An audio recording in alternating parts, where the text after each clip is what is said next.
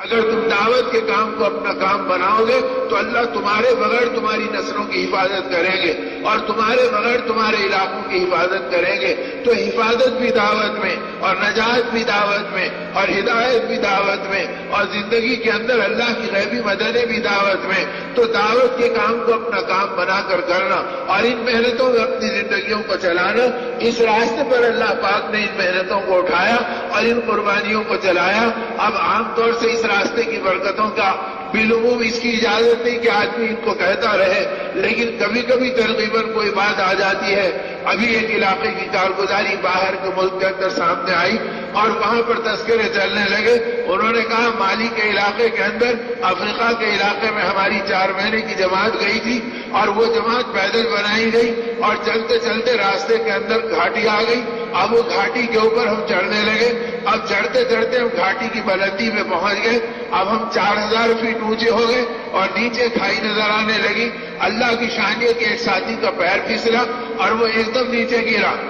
پوری جماعت کی چیخ نکل گئی اور وہ گرتے ہوئے آدھے راستے تک 1500 فیٹ تک نیچے اترا اور کوئی تالا اس کے ہاتھ کو لگ گیا. اس نے اسے پکڑ لیا اور وہ لٹک گیا. اب ساتھی اوپر سے دیکھ کر بے قرار رو رہے ہیں اور تڑپ رہے ہیں، اے اللہ ہمارا ساتھی موت و زیست کی کشمکش میں ہے، ہم نکال بھی نہیں سکتے. جنگل و بیابان کی جگہ ہے، اس تک آواز پہنچانا ہی بڑی مشکل کی چیز ہے. نیچے کھائی نظر آ رہی ہے. اب آگے اس کا کیا بنے گا؟ اسی تڑپنے اور بے چینی کی حالت میں تھے، یہاں تک کہ ساتھیوں کی ہچکیاں لگ گئی. امیر نے اس کو دیکھا، ساتھیوں پر نظر ڈالی، پوچھا بتاؤ تمہارا مشورہ کیا ہے؟ پھر اس کارگزاری میں انہوں نے کہا کہ امیر نے طے کر لیا اور یہ کہا کہ بس اب ہمارا حکم ہے، تم ہاتھوں کو چھوڑ دو، شہادت کی نیت کر لو اور رسول اللہ صلی اللہ علیہ وسلم کو ہمارا سلام پہنچا دینا اور بتلا دینا کہ دین کی ان محنتوں میں امت کا کیا حال ہے. اب ساتھیوں کی چیخیں نکل گئی. اس نے بھی اپنی آنکھوں کو بند کیا، کلمہ بلند آواز سے پڑھا اور ایک دم اس نے اپنے ہاتھ چھوڑ دیے. ساتھی ایک دم چیخ پڑے، یا اللہ ہمارا ساتھی تو شہادت کے مرتبے میں پہنچ گیا. اتنے میں یہ کہہ رہے ہیں ابھی ہمارا چیخنا ختم نہیں ہوا اور ہمارے روتے ہوئے آنسو سنبھلنے نہیں پائے. اتنے میں ہم کو ایسے محسوس ہوا ہمارے بازو کوئی کھڑا ہے. پلٹ کر دیکھا تو کیا دیکھتے ہیں کہ نیچے جانے والا ساتھی ہمارے بازو کھڑا ہوا ہے. ہم اسے دیکھ کے لپٹ گئے اور ہم نے روتے ہوئے ہماری چیخیں نکل گئی اور ہم نے کہا کہ اللہ نے تمہیں یہاں پہنچا دیا. کہا مجھے کچھ پتا نہیں، میں نے امیر کی اطاعت میں شہادت کی نیت سے ہاتھ چھوڑے. پہلے نیچے جاتے ہوئے محسوس ہوا، ایک دم ایسے معلوم ہوا کہ کوئی طاقت مجھے اوپر اٹھا رہی ہے. آنکھ کھلی تو میں تمہارے بازو اپنے آپ کو پا رہا ہوں. تو میرے دوستوں اور میرے بزرگوں، یہ اللہ کی وہ غیبی مددیں ہیں جو اللہ آج بھی اپنی قدرت سے دکھا رہے ہیں. اور بقول حضرت صاحب رحمۃ اللہ علیہ کے اللہ قیامت تک اپنی قدرت کو دکھائیں گے اور اپنی نصرت کو بدلائیں گے. اللہ بدلے نہیں، ان کی قدرت میں کمی آئی نہیں. ضرورت اس کی ہے کہ دعوت کو اپنا کام بنایا جائے اور ایمان کی محنتوں میں اپنی زندگیوں کو جھونکا جائے اور یہ طے کیا جائے کہ اللہ کے دین کا کام ہمارا کام بنے اور ایمان کی محنتوں میں ہماری جان لگے اور انہی فکروں کو ہم صبح اور شام اپنی زندگی کا ذوق بنائیں اور اسی کے اندر ہم اپنے آپ کو چلانے والے بنے. اس لیے کہ اس سے محبوب ترین کوئی اور عمل نہیں اور اس سے مقدم ترین کوئی اور عمل نہیں کہ جس کے اندر نبی رحمت صلی اللہ علیہ وسلم نے امت کو اٹھایا ہو.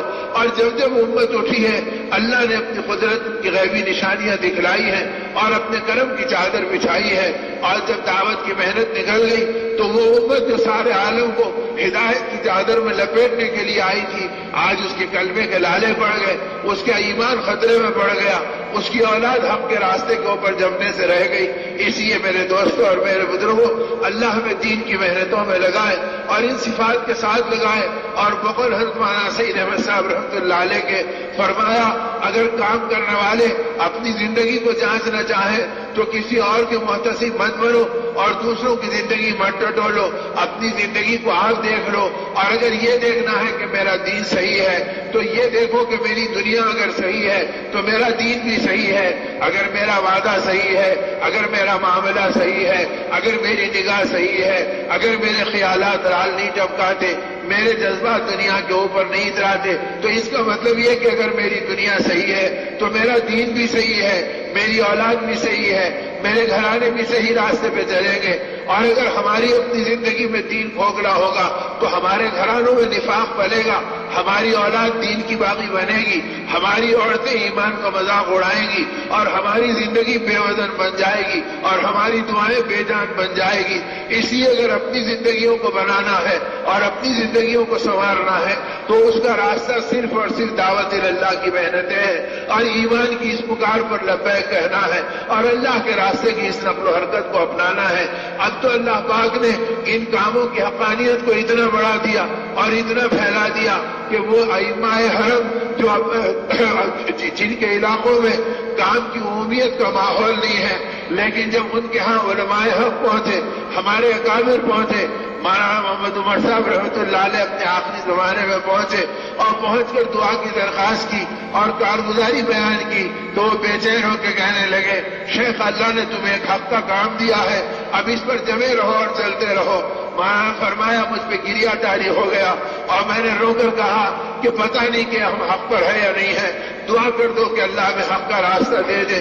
تو فرمایا وہ ائمہ حرم بےتاب ہو گئے اور ان کے چہرے متغیر ہو گئے اور ان کی آنکھوں سے آنسو ٹپک گئے، اور کھڑے رہ کر انہوں نے کہا تم کیسی عجیب بات کر رہے ہیں، اگر تم کو اطمینان نہیں ہے تو ہم رکن یمانی اور حجر اسود کے درمیان کھڑے رہ کر قسم کھا کے کہنے کو تیار ہے، اس سے بڑا کوئی حق نہیں جو اللہ نے تمہارے ہاتھوں میں دیا ہے، اور جو تم سے اللہ پاک کام لے رہے ہیں تم ہم سے پوچھو۔ رات کے اندھیروں میں یہ نوجوان نسل سعودی ہمارے پاس آ رہی ہے اور 2-2 بجے رات کو ہمارے دروازوں پہ پہنچ رہی ہے، اور جب ہم دروازہ کھول رہے ہیں تو ہچکیوں میں ڈوبی ہوئی ہے اور پوچھ رہی کہ اس گناہ کا کفارہ بتاؤ، اس غلطی کا مداوع بتاؤ اور توبہ کا راستہ بتلاؤ۔ ہم حیران تھے کہ حکومت جس سے مایوس ہو گئی، خاندان جن سے بے بس ہو گئے، اور آج وہ 2 بجے رات کو توبہ کا راستہ پوچھ رہے ہیں اور حق کے بارے میں کفارہ پوچھ رہے ہیں۔ جب ان سے کہا کہ یہ احساس کہاں پیدا ہوا، انہوں نے کہا کہ دعوت اللہ کے راستے میں نکلے تھے، اللہ نے ہمارے دل کی دنیا کو بدلا ہے اور ایمان کی یہ برکتیں دی ہے۔ تو میرے دوستوں اور میرے بزرگوں، اللہ غیبی راستوں سے اس کام کی عظمتیں اور اقدار بتا رہے ہیں اور اس کی اہمیت کو اللہ اپنی قدرت سے دکھلا رہے ہیں۔ بلکہ اس سے آگے کی بات، مدینہ طیبہ میں ابھی بھی وہ استاد حدیث موجود ہیں شیخ ابو بکر جابر الجزائری، جن کے درس حدیث کے اندر 400 عرب علماء آ کے بیٹھتے ہیں اور روزہ میں مغرب کا عشاء وہاں پر مستقل ان کا حلقہ لگا کرتا ہے۔ ہم بھی برکتاً ان کے حلقے میں سعادت حاصل کرنے کے لیے اپنے دوستوں سے پتہ پوچھ کے جا کے بیٹھے تھے۔ ان کے بارے میں زمانے کے بہت بڑے بزرگ اور اللہ کے ولی مولانا عبد الحلیم صاحب جون پوری رحمۃ اللہ علیہ جو ابھی رخصت ہوئے، انہوں نے اس بات کو وہاں پر سنایا تھا اور یہ فرمایا تھا، ارے ان کے پاس کا خط میرے پاس محفوظ ہے، یہ درس دینے کے لیے آئے اور مسجد نبی کے صحن کے اندر بیٹھے اور کتاب کھولی اور ایک دم ہچکیوں میں لگ گئے۔ بیٹھنے والا مجمع ان کو حیرت سے دیکھنے لگا اور کہا شیخ کیا بات ہے، آج بہت زیادہ متاثر نظر آ رہے ہیں، اور بجائے اس کے کہ حدیث کا درس دیتے، ان کی آنکھیں پہلے سے ہی سوجی ہوئی ہے اور یہاں کے بیٹھے تو پھر ہچکیوں میں لگ گئے۔ تو شیخ نے کتاب بند کر دی اور بند کر کر مسجد نبوی کے صحن میں آج کے زمانے میں اس بات کا اعلان کیا اور کہا دیکھو میں نے آج رات خواب دیکھا ہے اور خواب کے اندر میں نے دیکھا ہے کہ مسجد نبوی کے صحن میں قبر ہے اور وہ قبر کھلی ہے اور اندر قبر کے اندر کروٹیں بدلنے کی بے چینی ہے۔ میں سوچ میں پڑ گیا کہ یا اللہ مرنے کے بعد یہ زندگی کیسے، اور یہ تو کروٹیں بدل رہا ہے۔ ایک دم میرے کان میں آواز آئی صالحین کو اللہ زندگی دیتے ہیں اور نیکوں کے ساتھ اللہ پاک کا معاملہ بلند ترین ہوتا ہے۔ تو پھر فوراً مجھے یہ خیال آیا جب عام صالحین کا یہ حال ہے تو صالحین کے سردار محمد الرسول اللہ صلی اللہ علیہ وسلم کا کیا حال ہوگا۔ تو ایک دم میری نگاہ اٹھی تو مجھ کو آقا کا دیدار نصیب ہوا اور آپ اپنے حجر مبارک سے باب السلام کے دروازے کی طرف چہل قدمی فرما رہے تھے۔ میں نے سوچا چلو آقا کی خدمت میں سلام عرض کروں گا، دبے پیر میں پیچھے پیچھے چلا گیا۔ اب وہ سارا مجمع مسجد نبی میں سن رہا ہے اور وقت کا استاد حدیث ان کو اپنا یہ خاص سنا رہا ہے اور کہنے لگے کہ جب میں قریب پہنچا تو آپ ایک پتھر کی کرسی پہ بیٹھ گئے تھے جو باب السلام کے دروازے کے قریب مجھ کو نظر آئی۔ میں نے ادب سے سلام کیا، رسول اللہ صلی اللہ علیہ وسلم نے میرے سلام کا جواب دیا۔ میں نے کہا اللہ کے رسول امت کے لیے دعا فرما دیجیے۔ جب یہ کہا تو آقا کے چہرے کا رنگ بدل گیا اور اپنی پیشانی کو ہاتھ لگا کے بیٹھ گئے۔ تھوڑی دیر میں سر مبارک کو اٹھایا تو سامنے سے ایک مصری نوجوان یہ یورپی تہذیب کے اندر ڈوبا ہوا سامنے سے گزر رہا تھا. آپ نے اس کی طرف بیدارگی کی آنکھوں سے دیکھا اور بے قرار ہو کے فرمایا کیا ایسی امت کے لیے میں دعا کروں؟ پھر فرمایا تم لوگوں نے میرا دل بہت دکھا رکھا ہے اور مجھے بے چین کر دیا ہے. میرا دل چاہتا ہے کہ میں ہندوستان ہجرت کر کے چلے جاؤں. فرمایا میری چیخ نکل گئی آقا اگر آپ چلے گئے تو مدینے میں کیا باقی رہے گا؟ اور اسی چیخ میں اٹھ گیا اور جب سے میں رو رہا ہوں اور سوچ رہا ہوں اور تم سے بھی یہ کہہ رہا ہوں بتاؤ ہندوستان میں کیا چیز ہے جس کے لیے آقا جانا چاہتے ہیں؟